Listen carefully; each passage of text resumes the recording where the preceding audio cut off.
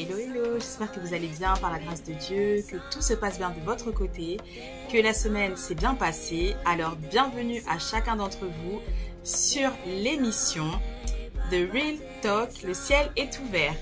Donc, sans plus tarder, on va remettre ce temps entre les mains du Seigneur pour que le Saint-Esprit puisse nous conduire, nous inspirer et que la pensée de Dieu aujourd'hui soit libérée. Seigneur, mon Dieu, mon roi, nous te louons, nous te bénissons, nous te glorifions, nous t'adorons, Père de gloire. Saint-Esprit, sois puissamment le bienvenu en ce lieu, que vraiment tu puisses nous libérer, nous délivrer ton message, Père, afin de pouvoir nous édifier, afin que nous puissions avancer, Seigneur, et exceller. Nous voulons, Seigneur, mon Dieu, mon roi, aller de gloire en gloire et de victoire en victoire et demeurer sur ta montagne sainte, Seigneur. Oui, tu es le vrai Dieu, tu es le seul, mon Dieu, mon roi. Tu es le cep et nous sommes les sarments. Et nous voulons rester, Seigneur, attachés à toi, ô Père de gloire. Je bénis chacune des personnes ici présentes, mon Dieu, mon roi. Je prie pour leur vie, pour leur famille, pour leur santé, mon Dieu, mon roi. Je prie que tes bénédictions, mon Dieu, mon roi, ne cessent de jaillir dans leur vie, papa. Au nom de Jésus, Seigneur, nous avons prié. Amen. Alors, sans plus tarder, comme d'habitude, nous allons lire un passage du livre Ma princesse. On va voir. D'accord. Il y a un verset avant. Ainsi parle maintenant l'Éternel qui t'a créé, celui qui t'a formé. Ne crains rien, car je te rachète. Je t'appelle par ton nom, tu es à moi. Si tu traverses les eaux, je serai avec toi, et les fleuves, ils ne te submergeront pas. Si tu marches dans le feu, tu ne te brûleras pas, et la flamme ne t'embrasera pas. Ésaïe 43, versets 1 à 2. Alors, ma princesse, je guérirai ton cœur. Ne te décourage pas, ma bien-aimée. Les difficultés et les malheurs font partie de la vie. Mais je te promets que je changerai chaque larme que tu as versée en joie. Amen. Et que j'utiliserai tes peines les plus profondes pour réaliser un dessein divin. Que cela soit vraiment notre partage dans le nom de Jésus. Ne cherche pas à me cacher tes blessures. Je sais tout de toi. Tu m'appartiens, ma bien-aimée. Je suis le seul qui peut encore prendre soin de ton cœur et restaurer ta santé et ton bien-être. Moi aussi, j'ai subi de grandes peines et j'ai ressenti le rejet et la colère. Mais nous pouvons traverser toutes les épreuves ensemble, main dans la main. Je te ramènerai dans mon lieu de paix et de joie après chaque tempête. Le soleil brillera encore sur toi et ton cœur sera guéri. Je te promets, ma princesse, que quand tu traverseras les eaux profondes et troublées, je serai avec toi.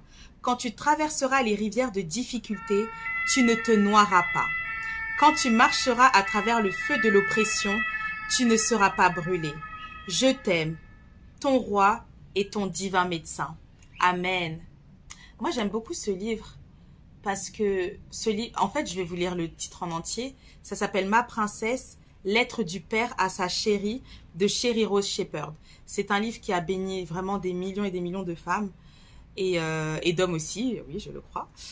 Et à travers ce livre, en fait, l'auteur a voulu nous transmettre la pensée de Dieu jour après jour. Et à un moment donné, je sais pas, j'avais eu à cœur de commencer à prier dans mon cœur. Et lorsque je sentais que je devais m'arrêter, de tourner les pages, là, je lisais la page. Et donc, c'est ce que je viens de faire pour chacun d'entre nous aujourd'hui. Et ça tombait toujours juste. Toujours juste. Ça, là, sans faute. C'est comme la parole de Dieu. Pourquoi? Parce qu'en fait, c'est la pensée de Dieu à travers ces écritures-là. Et ça nous montre aussi à quel point notre Dieu veut nous faire du bien. À quel point notre Dieu se soucie de notre âme. Et voilà la raison pour laquelle aussi Jésus, lorsqu'il expliquait un petit peu la raison de son mandat, il disait que l'Éternel avait oint aussi pour guérir ceux qui ont le cœur brisé. Pourquoi? Parce que lorsqu'on a le cœur brisé, on réagit d'une manière... En fait, on laisse nos blessures parler. Les blessures parlent au lieu que nous-mêmes nous puissions nous exprimer et au lieu de laisser aussi le Père s'exprimer à travers nous. Et voilà la raison pour laquelle c'était quelque chose de très important et c'est toujours quelque chose d'important que nous puissions guérir de nos blessures. C'est vrai que voilà, la vie ne nous fait pas de cadeaux, on reçoit des coups bas, on traverse des situations tellement compliquées, mais assurément Jésus peut nous délivrer de ces blessures intérieures. parce que lorsque nous ne sommes pas guéris, nous pouvons faire des dégâts. Et il est vrai que lorsqu'une personne est blessée, sans même qu'elle s'en rende compte, elle blessera aussi les autres personnes. Et laisser nos blessures parler, c'est très, très, très dangereux. Et ça nous empêche aussi de pouvoir jouir totalement des bénédictions que notre Père a en réserve pour nous. Ça veut dire que si, par exemple, là, on est un peu des adultes, entre guillemets, donc voilà, on entre dans le mariage sans avoir été délivré, sans avoir été guéri, sans avoir été libéré, on va faire des dégâts. Voilà la raison pour laquelle le Seigneur dit aussi dans sa parole que la femme sage bâtit sa maison. Mais lorsque tu marches avec ton cœur brisé, tu vas faire des dégâts et tu ne seras pas sage. Et voilà la raison pour laquelle c'est tellement important de marcher avec le Saint-Esprit. C'est tellement important de se laisser conduire par le Dieu tout-puissant, vivant et vrai. Vous savez, notre Dieu veut une relation avec nous. Il cherche des amis. Si toi, tu veux répondre à l'appel de l'amitié de Dieu, tu verras que ta vie va changer. Tu verras que ton cœur brisé sera guéri. Tu seras consolé. Et même lorsqu'on te fera des coups bas, tu verras la main de Dieu se lever pour toi.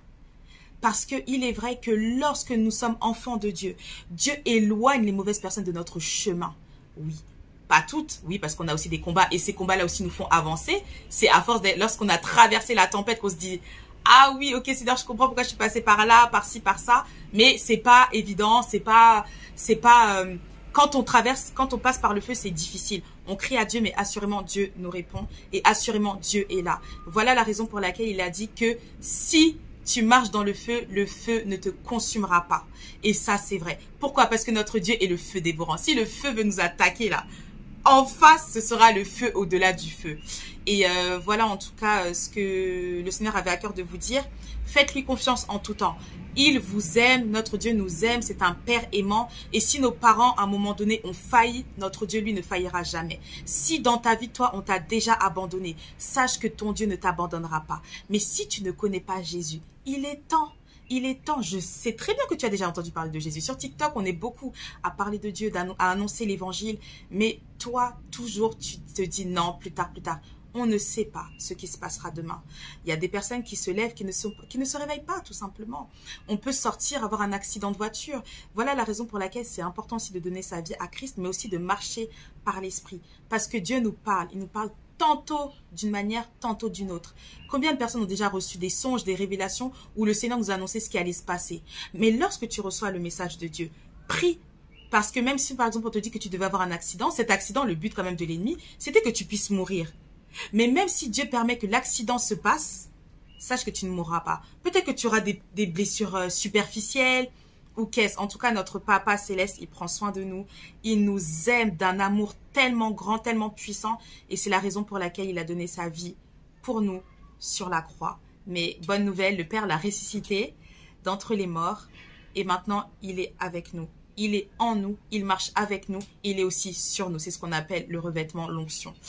C'est ce qui nous permet aussi d'agir, c'est ce qui nous permet aussi de pouvoir parler de Dieu, c'est ce qui nous permet de pouvoir annoncer l'évangile. Pourquoi? Parce que lorsque nous parlons de Dieu, c'est puissance contre puissance. Là, vous me voyez avec mon corps physique, oui, mais même si on ne voit pas le diable qui est en train de faire des dégâts, assurément, le combat spirituel est réel.